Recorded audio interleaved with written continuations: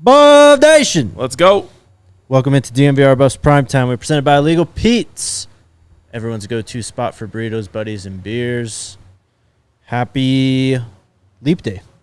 Oh, shit. Yeah? Happy Leap Day.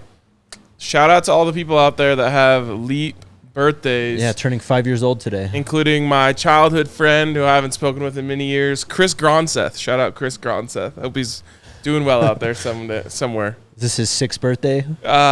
This would be, somewhere in there. Dang. It's pretty crazy. We used to give him all sorts of shit because we were like, damn, dude, that's crazy. You're not going to be able to get your license when we do and drink when we can. Bummer. All right. Quite a bit to get to today. Hoops won last night. We'll get to that. Also, shout out to Leap Day for giving us that second bye. Yeah. Which we eventually did determine is because of the leap year. Yes. Weirdly. Clutch. But we get a second bye next year, too. Why? That's just how the schedules work. It's Labor Day, too. Remember, it's Leap Day and Labor Day that caused this? It's ridiculous. It's too hard. We'll talk about Hoops' big win last night and where they sit on the bubble. We got a few guys coming to visit. Some more quotes from Collins Hill head coach Drew Swick on Travis. But with spring football starting, we are going, not starting soon, but a few weeks. 2.5 weeks. Yeah. I think I counted. We're knocking on the door. So we're going to start our spring position previews today, starting with wide receivers. Love it. You could have just done like the classic, just gone position by position. But I said, let's just do these each day. We're not going to need one tomorrow because we have a sweet guest. Yep. Are we ready to announce that? Or are we waiting? It's up to you. Yeah, we can wait. All right. You guys keep an eye out to find out who our guest is tomorrow. But each day when we need a good topic, we're going to get into one of these. And so I think wide receiver, probably the single most interesting position on the team. One of the deepest, one that I think has, I don't want to say burning questions, but there's some questions that need to be answered. And honestly, I don't know how deep we'll get into answering those questions this spring too, just because so much is at play. But a room loaded with talent, a room loaded with pedigree, proven production. I mean, probably the best position group on the team. Yeah, I think it is. And, unless you're considering quarterback to be a one-man position group, which then that would be the best position group on the team. Sure. But it's not really, And that's not to take away from Shedor's backups necessarily, as it is to say, like, there are so many talented players in this wide receiver room. I think you could probably roll, 8 deep. How many – start here. We have a lot of questions we have to answer. How many different wide receivers will catch a pass this year? So last year we had 1, 2, 3, 4, 5, 6, 7, 8 pure wide receivers catch a pass last season. Name them. Zay, Travis, Jimmy Horn, Omarion Miller, Javon Antonio, Tarvarish Dawson, Caleb Mathis, and Willie Gaines. Okay. So more or less. I got to say more. Okay. Gotta. So there you go. I was going to say 8 deep at the position in terms of guys who are going to catch a pass this year, which is pretty crazy to me. This is arguably the best wide receiver room in the country. Definitely. Absolutely.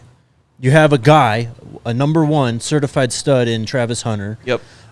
You've got guys who are graduates who have been there, done that. You've got young talent coming in, and then you've got returning talent who kind of flashed last year. Absolutely. Travis Hunter, obviously being the headliner, is going to carry a lot of the weight there. But, man, it's just one after another behind him. Yep. Let's start with, I guess, Will Shepherd, because he's the transfer coming in who we're assuming is going to have the biggest role. Just with Zay being out, he played a lot on the outside. He was, I guess your number 1 receiver in terms of how you line up on the field, your X, if you will, was singled out by himself a lot of times, was asked to really just be Shedor's go-to guy whenever looks presented themselves in that way. He's got to just be a plug and play at Zay's position, right? Yeah, he is. And he does some things better than Zay. I don't think he's quite as fast as Zay, but probably a wider catch radius as a much taller player. Bigger. Yeah. What is he listed at? 6'3", 6'4"? Vanderbilt had him at 6'3", 200. Okay. So he's listed at 6'3", and I think Zay was listed at 6'1". So a little larger catch radius, I would say, like better knack for the spectacular catch, and a very similar feel for the game, which is why Shedeur wanted him. Yep. And that's going to be the most important part. So, those back shoulder throws, it's become a funny word around here, but like the choice routes, if they want to work those in, you can build. You can trust him. Yes, exactly. You can trust him. Like I think last year it was essentially just Zay and Travis that Shedeur was most confident we're going to be able to make those reads. So Will Sheppard is a plug and play starter at X in my opinion. Travis is Travis. He's going to be out there a lot, we think. He's still got the white shirt on, going through these spring workouts right now, so he's on the offensive side at this point this year, just like he was last year. It makes sense, though, because it's another new offense, right? And Coach Prime's always said it. Travis can roll out of bed and cover. But in terms of getting into the nuances of the playbook, building chemistry, that stuff's just more important on the offensive side of the ball. So he's – I don't want to say he's, like, starting over, but he's kind of going through some of the same process he did last year. Yeah. And it is a bit of a bummer that Will Sheppard's not here right now. He has to graduate from a prestigious academic school and get that degree, so respect to that, before he can come over and start working here. But that was the same was true of Zay last year. So it's not like he's starting at a little bit of a disadvantage against like an Omarion Miller who's gunning for that job. Yeah. But he's not Shedeur will have had experience with microwaving chemistry with a receiver like him. Yep. We'll get to LeJohntay Wester in a second. I want to go to Jimmy Horn, though. Okay. Because this guy, he was a starter last year. He had 58 receptions, 567 yards, 6 touchdowns. Had some very clutch plays, especially early in the season. But kind of like the entire team, just kind of trickled off a bit towards the end of the year, right? Yes. And when you look at the top 4 right now, I think that the slot is the most open position, not open, but I guess the most competitive position in terms of who's behind him and who's also trying to go for playing time. Yeah, man. I am going to be so fascinated, and like, depending on how things shake out, I might be leaning on you a little bit in our first post-game show to talk about the snap counts of the different wide receivers. Yeah. Because it's going to be so hard to choose who you want out there at any specific time. And Jimmy Horn is going to be in the running, if not maybe a lock for the fastest of this group. Yep. That has to be worth something. Now, last year, weirdly enough, I don't remember a time when Jimmy was targeted on a vertical route.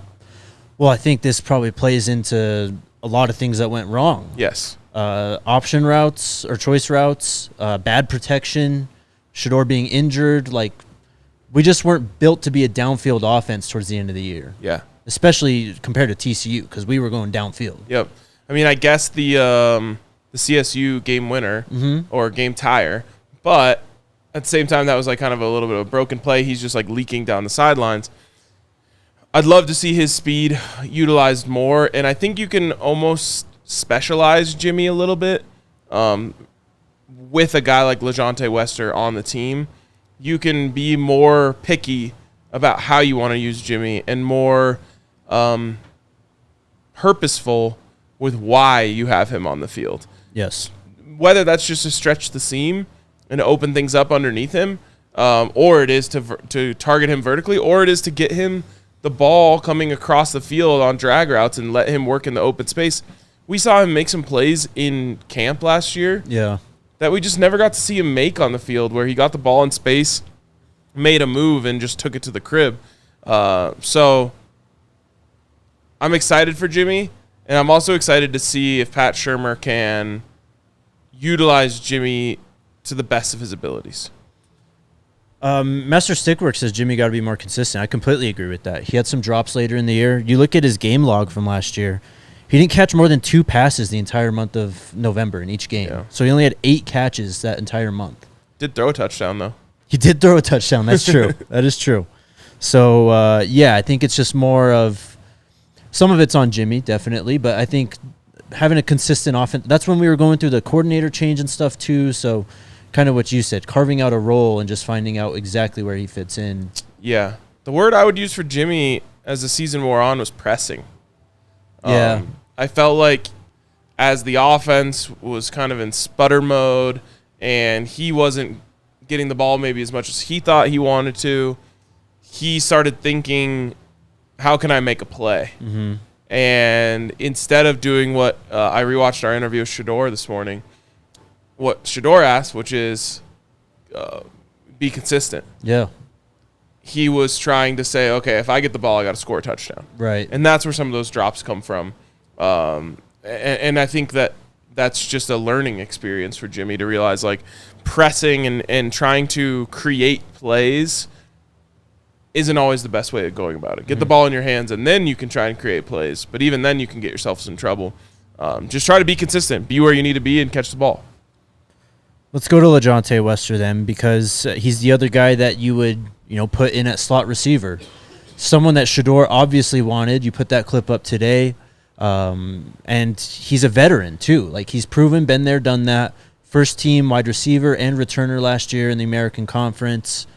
Tough as hell, too. For being a, smaller slot build, that guy is so tough, man. He'll go up and get the catches. He'll do the dirty work over the middle.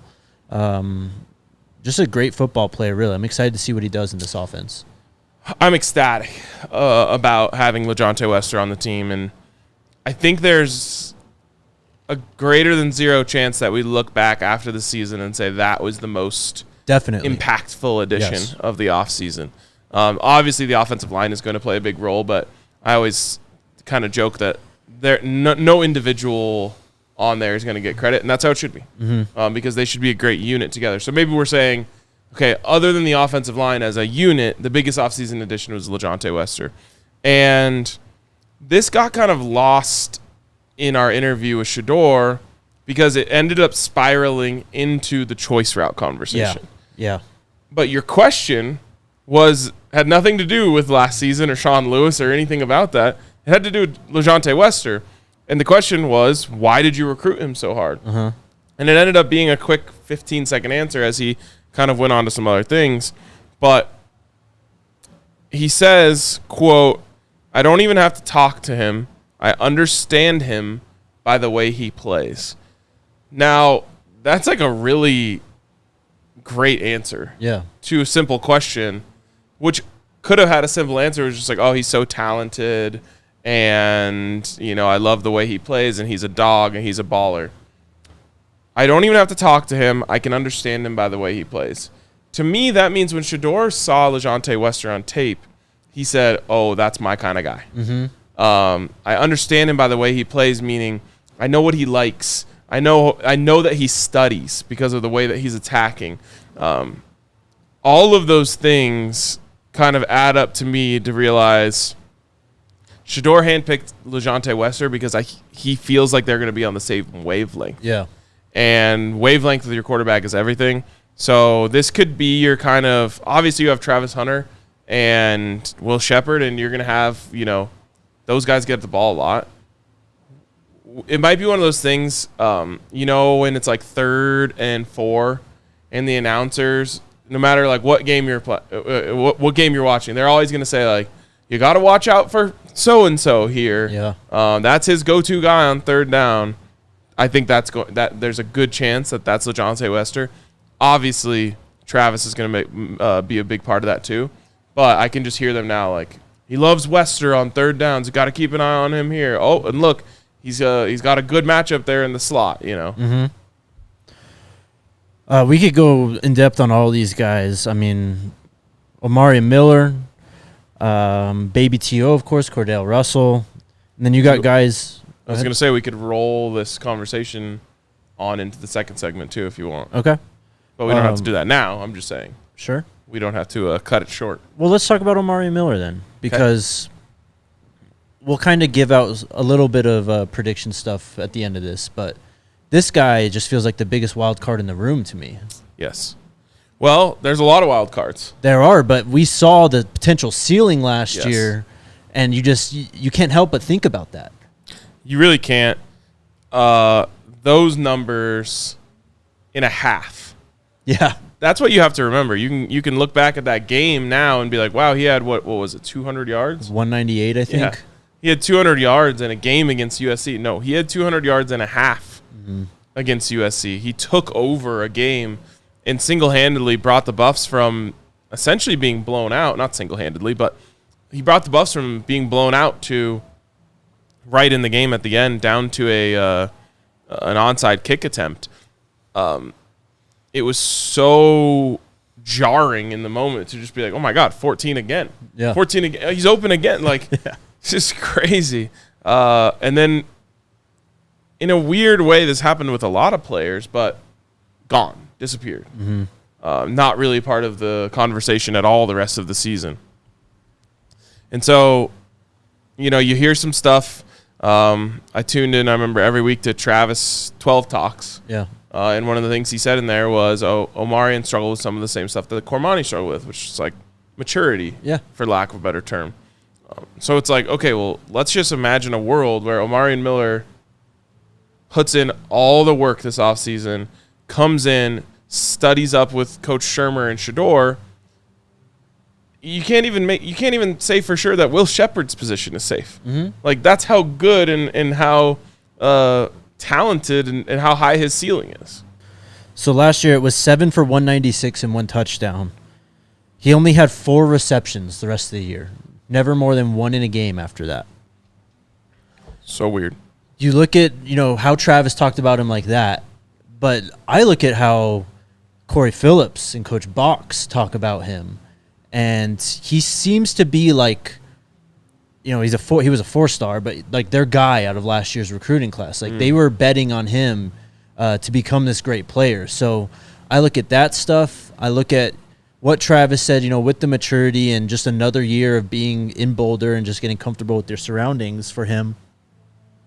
He could be a guy who he could be the best receiver on this team, or he could be a 15-catch guy again, It's crazy.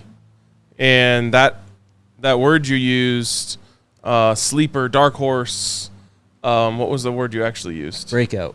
I think you used, like, X Factor or something along those lines. I don't know. They all mean the same thing one reason or another. But couldn't you apply a lot of what we just said other than seeing it in a game to Cordell Russell?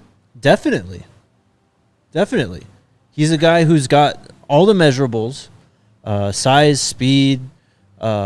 He's young as hell. He's got all his eligibility remaining. So that's something I think we have to keep in mind with him too, is like, not only does he not have on-field experience, but now he's kind of going through what a lot of these guys went through last year, which is assimilating into the culture and just becoming comfortable with your surroundings. Yep.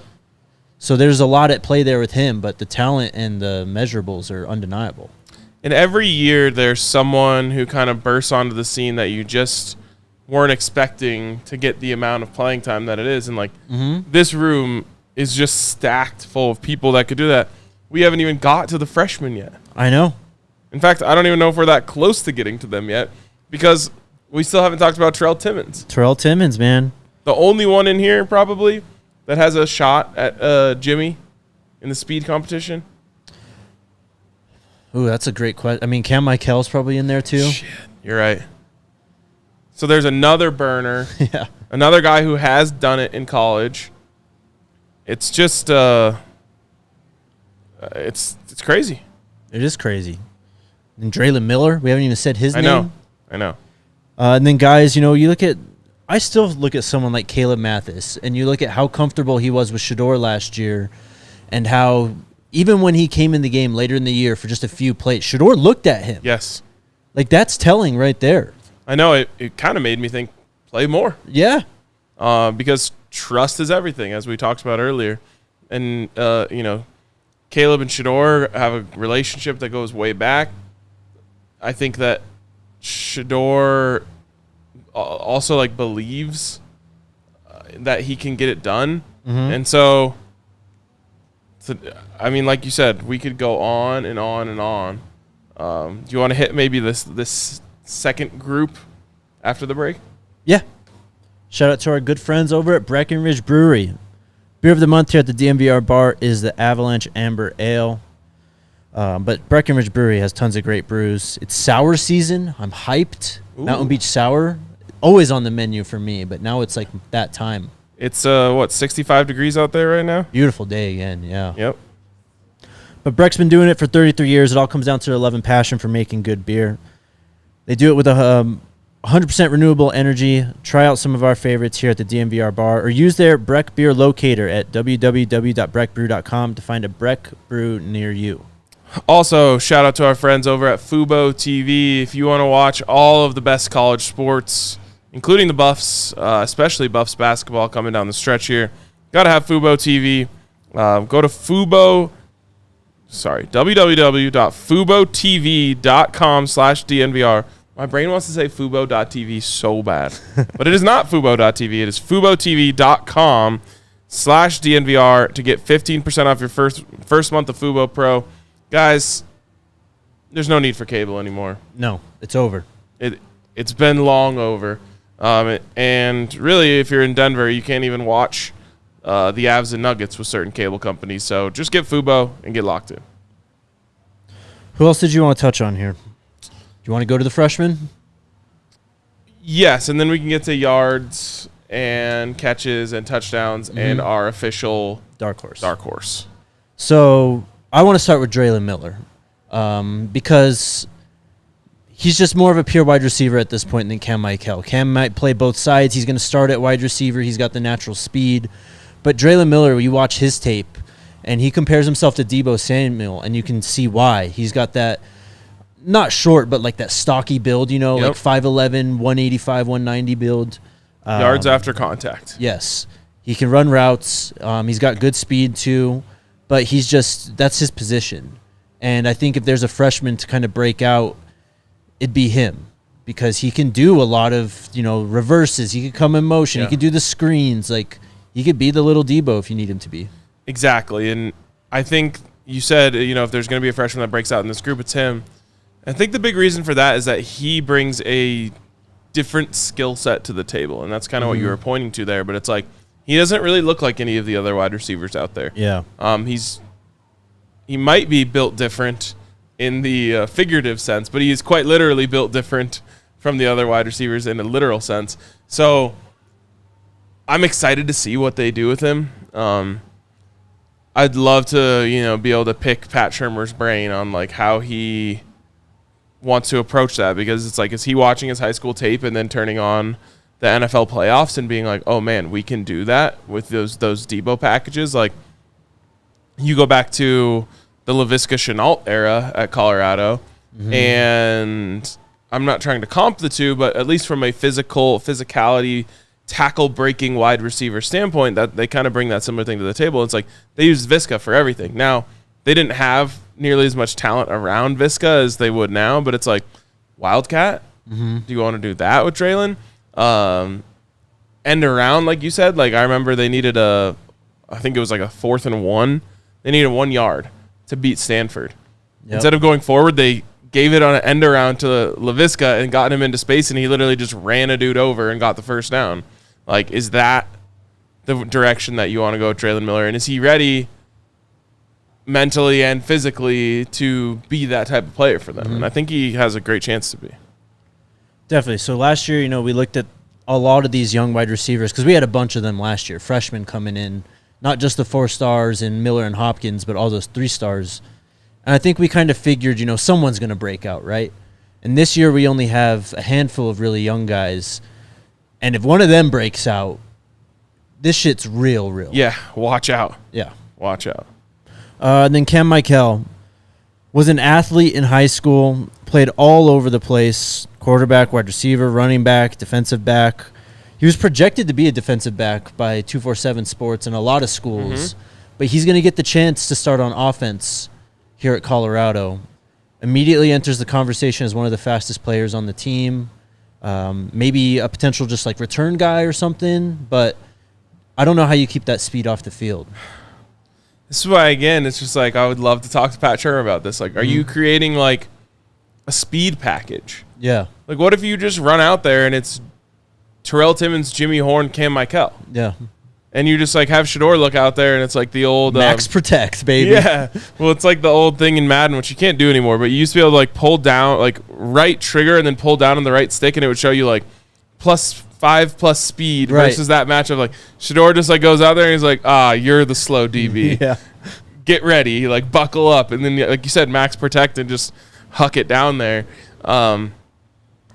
These are the things that I think are available to them. I think you will see like some just little pop passes to Cam Michael. To me, if you're letting him start at wide receiver, it's because you think that he can help you quicker there. It's just my guess. And which is interesting because we're talking about this is the deepest position group on the field, but maybe it's just in terms of letting his natural ability shine. There's a little less like you're going to build a couple special packages to get him out of there, like I just kind of mentioned. Well, I mean, he primarily played offense in high school. He did play on the defensive side of the ball too, but it just feels like the more natural fit for him at this point. All right, let's answer some of these questions then. We'll start with this. Who will lead CU in receptions this next year? Last year, it was Zay. 68. It will once again be Zay's replacement. Will Shepherd leads the team in receptions, I think. But I thought long and hard about LeJontay Wester. I'm going to say LeJontay Wester. Not that Will Shepherd can't, but you look at LeJontay Wester, you can work all the areas of the field. I feel like that's just like your easy screen guy. Yep. The reason why I went with Shepherd is because of Shedeur's throwing ability. He likes to get to the outside of the field. And so while, yes, you're going to just see Wester eating in the middle of the field, I just think Shedeur knows when he has a guy like Shepherd out there that it's like a really safe place to go with the ball. You know what I mean? Like there's so much space out there, and because of my arm, I can get the ball out there to him. And I don't have to worry nearly as much about tipped passes and, linebackers jumping in front of it or whatever. So I think it's just based on what I saw from Shedeur last year, he likes to go to the outside. Yeah. But, like I said earlier, Wester might be the third down guy.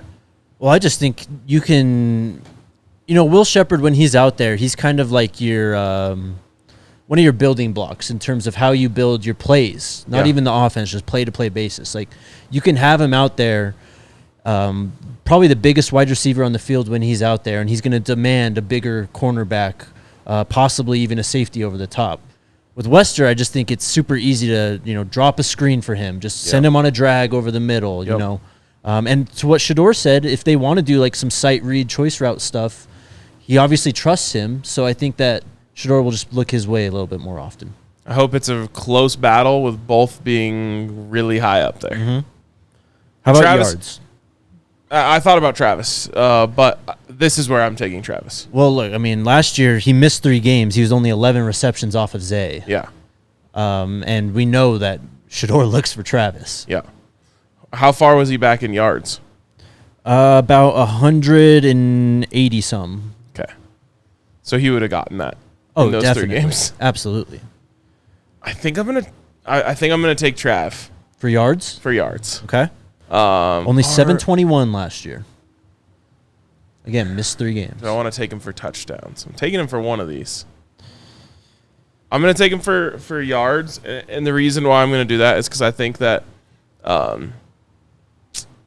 there was opportunities missed out there last year for single coverage with Travis, and I don't think Shedeur's going to let those go away this year. I think Shedeur's going to give him a lot of chances on long passes, and because of that, it's just going to be so easy for him to, like a LeJontay Wester, who also could catch a bomb, but like a lot of his work is going to be done in the short areas, like you mentioned, screens, drags. Travis could get what he gets in 6 catches in 1. So I'm going to take Travis to lead the team in yards this year, and I think it's because they hit on like several deep passes. Yeah. I think you convinced me, man. I don't think Travis slows down on the offensive side of the ball. I think that, I mean, he's obviously a complete game changer, but God willing, he stays healthy. Yep. Like all year long. I don't see how Shedeur just doesn't, as you said, look for him on a 3rd and long like he did against TCU. Like that was Travis's role, in the most optimal sense last year was that TCU game. Yes. So give me that. And remember, they missed the one early in the game that just like hit off his fingertips. They missed the one where he was like juggling it in the end zone, which I think was just a bad call, even on the review. But heck, if Travis isn't robbed in the Utah game, oh my God, he might be right there with Zay. So give me Trav. I think the reduction in offensive playing time is being massively overestimated. I agree. You got to have him out there. Touchdowns. Who do you got? Zay was the leader last year. Jimmy Horn was the leader last year with 6. We had Travis and Michael Harrison with 5, Zay and Dylan with 4. I'm sticking with it. Give me Travis again. Okay. I'm going to take Will Sheppard. Okay. Give me the bigger body down in the red zone. Yep. You mentioned the back shoulder fades, but just throw it up for him. He's got the wingspan to go and get it. And just, working the back line, coming across on something if Shedeur's rolling out. I could totally see Shedeur just scanning backside real quick, find the window, hit Will Sheppard back of the end zone multiple times. Yep. I love it. Do you think it's better for these to be diversified or for someone to just blow up? No, I don't think it matters. I just, Travis could go out and lead all 3 of these. I know. Will Sheppard could do the same. LeJontay Wester could do the same. Yep. And that wouldn't be an indictment of this offense if that happens. No. But Shedeur loves to spread the ball around too. He does. I mean, it's the old adage, choose your favorite receiver, whoever's open. Mm-hmm. And I think that as long as these guys follow the rules, be consistent, catch the ball, be where you're supposed to be, everyone's going to eat. But, man, I almost feel like the smartest thing to do would have just been pick Travis all 3 categories. It could have been, definitely. But I'll take my 2 out of 3. Dark horse. Who is the guy who may not be getting talked about enough right now that is going to be an impactful player? I feel really confident in my pick here. Who you got? Caleb Mathis. Really? Yes. Wow. Yes. I saw someone in the comments earlier say, Caleb's not going to play because of all these dogs. Nah. You can't overstate the trust between a quarterback and wide receiver. 1 year older, 1 year stronger. Obviously, he came in, very undersized last year. But I think that he is going to have – read me the receptions numbers. Just go down the list from, top to bottom. Right. So first, Zay, 68. Jimmy, 58. Travis, 57. Dylan, 36. Mikey, 31. Antonio, 17. Okay, so I think he's going to be in that 30 range. I mean, he proved that he just is almost clutch in a way. He just knows the right spots to be. He catches the football. Shoot, he can even turn and pick up a few yards. We saw it in the spring game. We saw that when he caught balls. Was it UCLA when he had the 2 back-to-back? Or when was that? I can't remember exactly, but either way. I think you're right. Coach's son, I mean, his dad's a DB's coach. You don't think that Caleb knows how to work DBs to get open? Yep. I like that. Also, I know this is just cost of doing business every time we do one of these things. We don't not believe in Jimmy Horn. Yes. We still believe in Jimmy Horn. We're not out on Jimmy Horn. We talked about him first, didn't we? Second? Yeah, second. Yeah. So he's going to be an important part of this offense. No doubt. I have to go with Omari Miller. Okay. I thought about just taking Draylon or something, but Omari Miller he's got all the potential in the world. And, I'm big on Cormani this year. I think we both are big on Cormani this next year. So I feel like I got to kind of back that up on the other side with Omarion because the talent is there. Shedeur loves him. You know that. So just give me a breakout year from him. How many catches? I said in the 30 for Caleb. We'll see. I mean, I think with Omarion, you could get 25 around that mark, and you could be in there as the third leading receiver. You know what I mean? For sure. Yeah, I'll say probably around the same, 30-ish. Okay. But like 4 touchdowns or something, and like 4+ 50-yard catches or something too. Hell yeah. All right, before we hit this next break. Also, well, we'll talk tight ends one day. Oh, definitely. Okay. Yeah, people throwing out tight ends in the chat. Just wide receivers today. We'll get to tight ends. I wanted to talk about a few more of these quotes from Coach Swick at Collins Hill about Travis. Okay. The first one is the story about... Make sure you read the story, thednvr.com. Jake talked to Travis's coach from high school, and he had some really interesting insights. It's just fun to get new voices on this stuff, or at least new to this group. Yes. So I asked Coach Swick, do you remember the first time you watched Travis play football? And he talked about this multiple times, how when Travis, he moved from Georgia, or from Florida to Georgia to play at Collins Hill. And you know how it is. I mean, someone calls up the coach and goes, hey, I've got a true freshman ready to play varsity right away. And you always kind of instinctively just roll your eyes at that. But then Travis comes out. This is what Coach Swick said. It was his freshman year. It was in practice during the spring.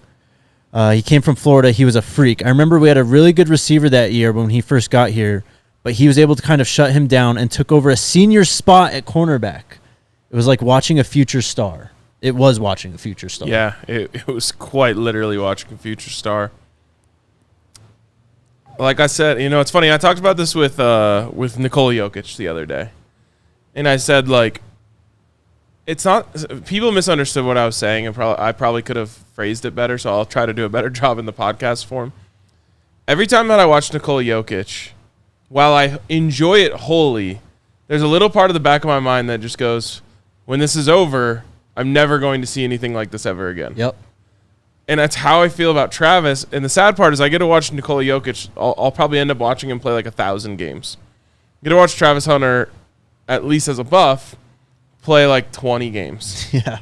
And so, like, every time I think about Travis, I'm like, I cannot wait to watch him do it this year. And then I'm like, I can't believe, God willing, we get 12 more chances to watch Travis Hunter as a Buff. More than that. He's 13, 14. True, 15.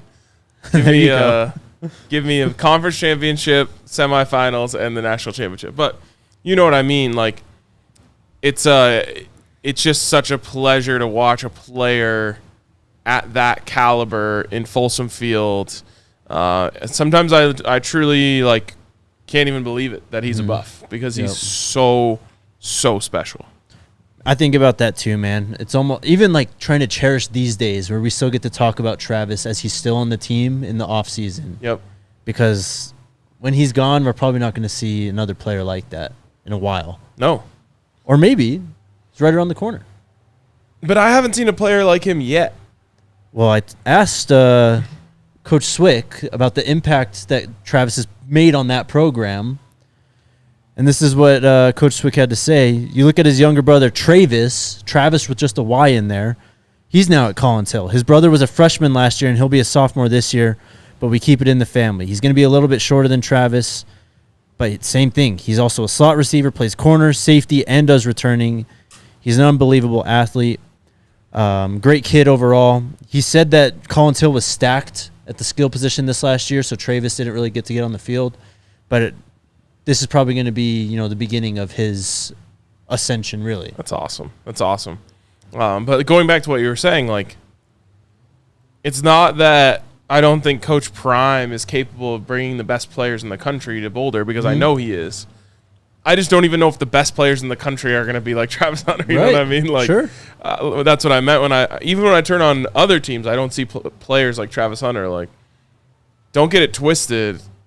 He would have started for every team in the country this year. And he probably could have started both ways for every team in the country. No doubt.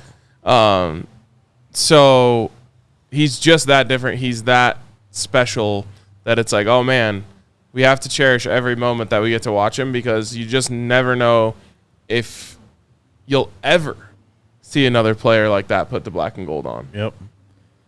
So Coach Swick said we keep it in the family. We know Coach Prime likes to keep it in the family too. We got a couple sets of brothers. Obviously, the whole Sanders family basically in Colorado. Let's go. Maybe Travis is one of the next guys to look out for. I'm in. 27. All right. So a few years, but. Perfect. All right, let's hit a break. Shout out to our friends over at Premier Members Credit Union. Credit unions are just the best, guys. If you haven't joined one and you live in Colorado, Premier Members Credit Union is the one for you. They're not a bank, which means they do things differently, like putting their members first with higher savings interest and lower loan rates. You get the local branches, feel friendly tellers, and you can also cash in with their new high-yield savings account or earn 5% APY on your first $2,000 with the reverse tier money market. If you sign up now at PMCU, open a checking account, you'll get $200. How about that? Wow. All you have to do is sign up for e-statements. It's that easy. This will be your best money move yet. Head to becomepremier.com to find out more. Free 2 Hunsky. Not bad, huh? Sounds pretty good. And I like when you said PMCU because it has CU in it. There you go. Also, shout out to our friends over at Empire. Got your bank. We got your house. We got your floors. We got your roof. We got your beers. And this one's your floors. So hit up our friends over at Empire today to schedule a free in-home estimate. All listeners can receive $350 off when they use the promo code DNVR. Go to empiretoday.com/DNVR for details. You guys know him. You've heard the jingle. You've seen him around forever. Now you can get the best floors in the game while supporting us over here at DNVR. So go to empiretoday.com/DNVR. Yeah, Shelly, that's how you spell his name. It's basically Travis, just a Y before the V. And it's pronounced Trey, not Travis, yeah. All right, we got a couple visits coming in. This one came through today. Quarterback Jackson Collick out of Laguna Beach High School in Laguna Beach, California. Rated a 4-star according to Rivals, but a 3-star in the 247 Sports Composite. Rated the 30th overall quarterback in the class. 6'3.5", 225. perfect size. He'll be here a few weeks before the spring game, April 12th. He's also visiting Colorado State the weekend before. Big mistake. Off the board, actually. Wow. Can't trust his judgment. Next guy is Jarquez Carter out of Newberry High School in Newberry, Florida. Plays defensive line, 6'2", 284. Rated a 247 Sports Composite 4-star, 323rd overall player in the class, 35th overall defensive lineman. He'll be here for the spring game, that entire weekend, 24th through 27th. It's a long visit. That is. I mean, if you're coming for the spring game, though, it's more than just a game now, right? Buckle up. Yeah. Have you heard anything more about that? Nope. I have not. It's going to sneak up on us. It's going to. We're going to have to ask Neely next time we see him. We will. This guy's got an impressive offer list already, though. Jarquez Carter does. Alabama, FSU, Georgia, Colorado, of course, Florida, Michigan, Mizzou, Ohio State, Tennessee, A&M, USC, Washington, and many, many more. Awesome. Also, shout out to MPJ, Major Preston Jr. Yeah. For sharing the clip of the podcast the other day. Yes, sir. Sick. Rank that man. Rank him. And then finally, let's get to hoops. Big win last night. Kind of wire-to-wire, dominating win, really. Yep. Cal made it close at times. They had some runs, but every time that happened, Colorado just went on another 7-8-point run and pulled the lead back out to 10. Man, Colorado basketball fans are in just a testy place right now. Yeah. It's like, so I texted my buddies before the game. I said, we're winning by 12 plus. Don't worry about it. That was the line, too. And I actually think I said that when the line was like 10.5. So I was a little more bold. It ballooned right before the game. Yep.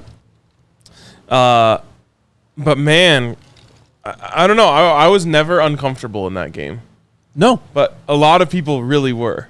They're like, oh, here it comes. They're going to collapse. I was like, I don't think so.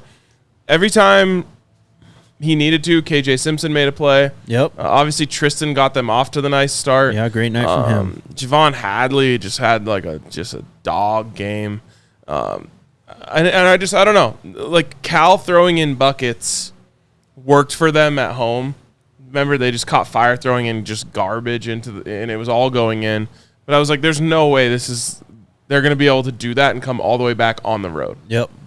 I mean, they only played 11 minutes each, but Hassan Jope and Javon Ruffin had massive games last night. Dude, I know for a fact that Javon Ruffin's teammates love him.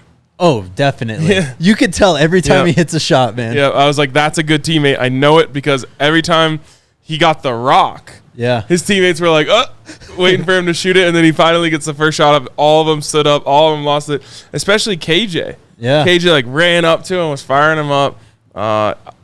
I love that, man. You know, you're down 2 guys yesterday, and you need someone to step up. Mm-hmm. You need a little extra juice, and you mentioned Jope, but Ruffin with those 2 threes, basically the just daggers. Yeah, one of them was the play of the game. Basically, KJ got a steal on the Buff side of the floor. Kicks it out to Hadley. Hadley gets it to Ruffin, and Ruffin just drains an open 3. And that's one of those plays where it got them back up to like 10 or so. Yep. In the advantage. Jope only 11 minutes, only 2 points, but 7 rebounds in that time. Dude was working. He was working.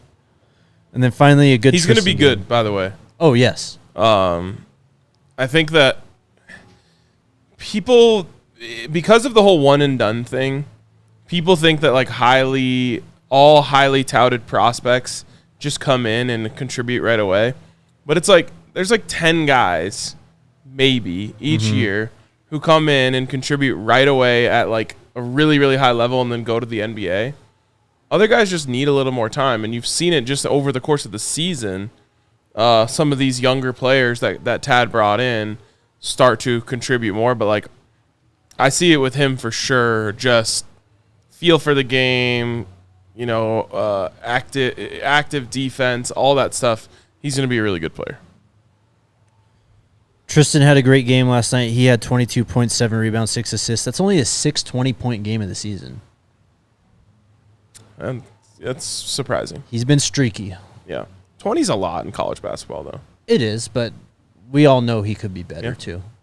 I just love KJ, man. He's the best. Yeah. He's the best. We're so lucky. People don't appreciate it. I was going to say I hope people appreciate it, but they won't. Do you know, like, the beginning of my Colorado basketball journey, there were not just, like, KJ Simpsons coming around the corner every other year. You know, but it's like we've gone from McKinley Wright, KJ Simpson, Derek White, Spencer Dinwiddie, you know, and that's just the guards. Yeah. You know, Andre Robertson, Evan Batty, Josh Scott, like those players it was like maybe you got one really good player every few years.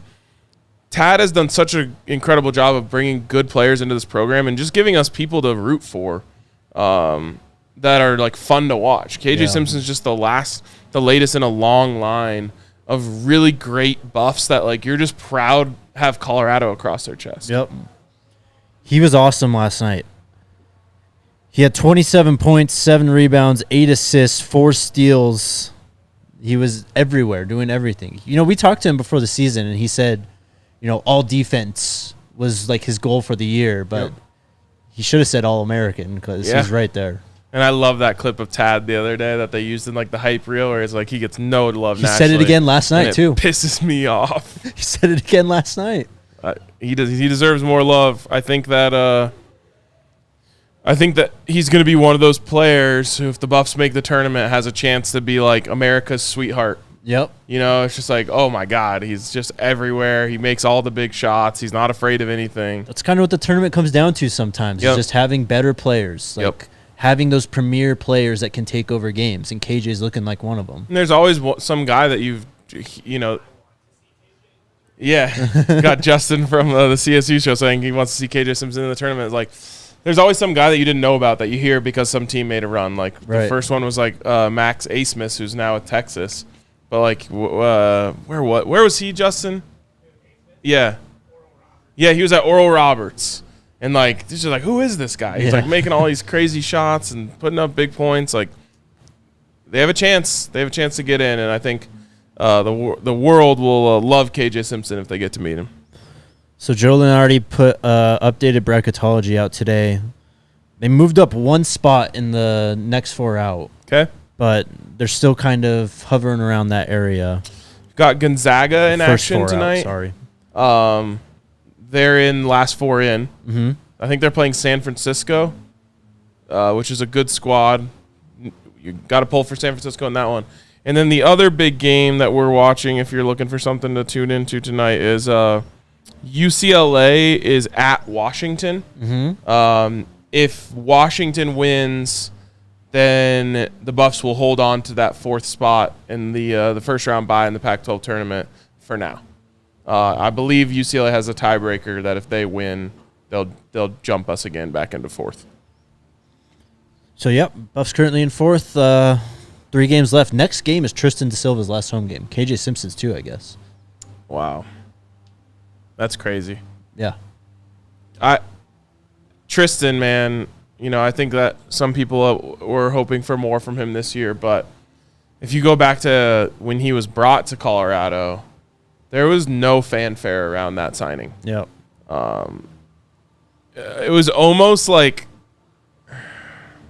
mocked is too strong of a word, but it was just like, oh, here's like Tad just throwing around a scholarship because he has one, and he's just praying that this guy might turn into something that's even close to what his brother was. Of course, Oscar Da Silva was a star for Stanford, and I think Tristan has maybe become the better overall player. Mm-hmm. They play Stanford for the final home game of the season. That will be this weekend. Is that Saturday or Sunday? I'm trying to look right now. Got to be Saturday, right, if they play it on Wednesday? Sunday. Oh, okay. So an extended break. We'll see on Cody. Coach didn't really commit to anything last night. They're off today, so they're not even practicing. Said we'll reevaluate tomorrow. So there you go. Need him. Yeah. All right, yeah. What do we got for questions, man? Hit the thumbs up. Hit the thumbs up button. Subscribe to the channel. Start with the super chats. Super sticker, of course, from our guy Big Teasy. Hippo character runs at high speed, his legs forming a ball-like blur. That's like the Roadrunner in Looney Tunes. He said, see you next year, Jaquan. It's been real. It's been a great month, guys. Wait, what? Oh, you were only... I'm only Jaquan for February. for Black History Month? Yes, I guess so. I feel like it should be Jaquan. Jaquan. Because it has, like, Jake in it. Yeah. Just my 2 cents. No, that's fair. We'll go with that.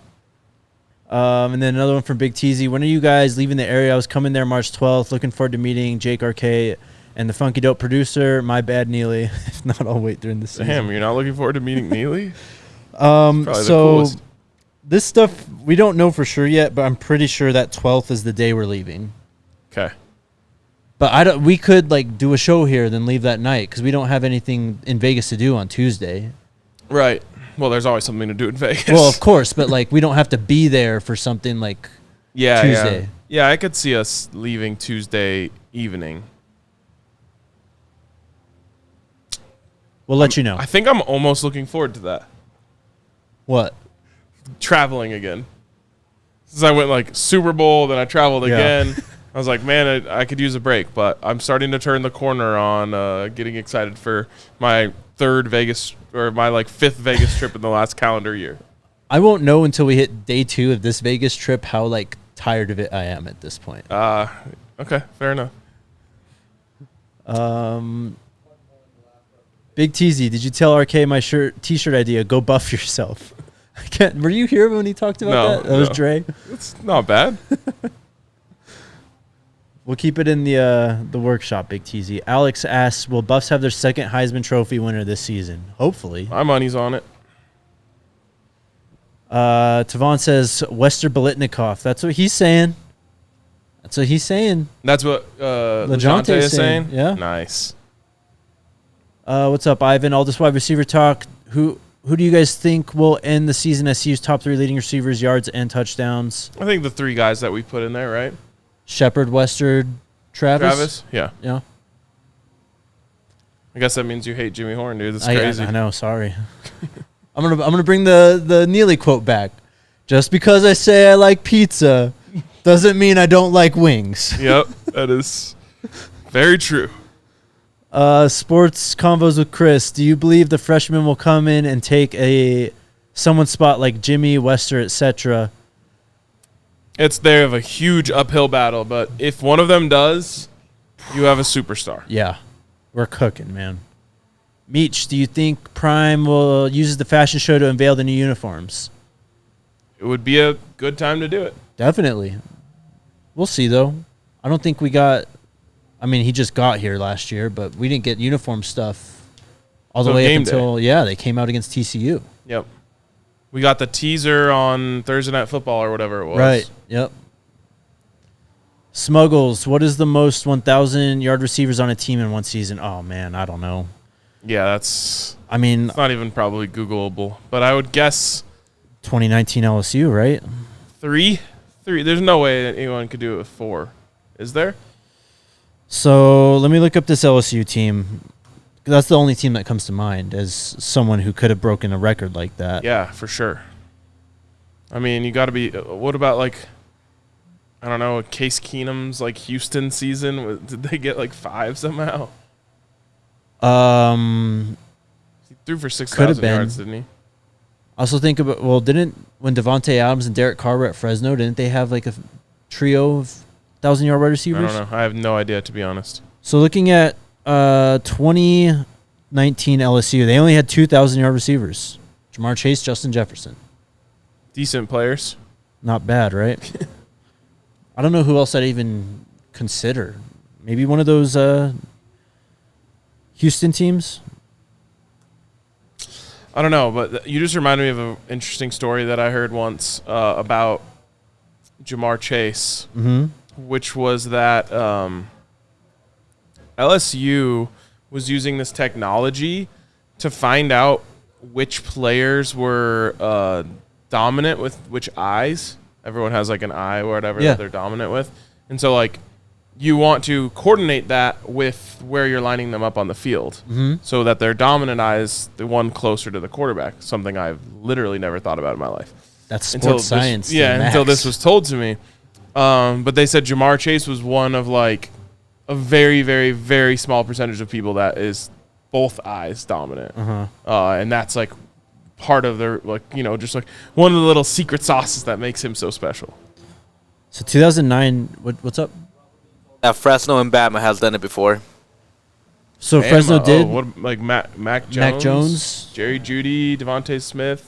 Henry Ruggs. Jalen Waddle, too, was in that group. That would have been Tua, wouldn't it? Tua. Both of them actually had. One year had Henry Ruggs, and the other year I think had Jerry definitely played with Mac. But also with Tua. Yeah, but that year where all 3 of them would have been with Mac, right? Okay, yeah. Houston did it in 2009. They had 3. All right, so it's been done. 3 is the record. I'd assume 4 would just be outrageous. There's no way. That's the last one. All right.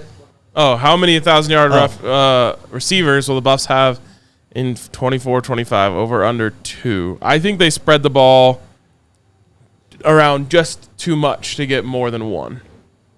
I'll throw in there 2 just because we have more talent, but yeah, it's hard to do. Yeah. Right, that's it. And everyone wants them to run the ball, right? Yes. Those teams that are putting up those numbers were not running the ball. Clyde Edwards-Helaire had 1,400 yards that year, though. That's insane, actually. Yeah, that's crazy.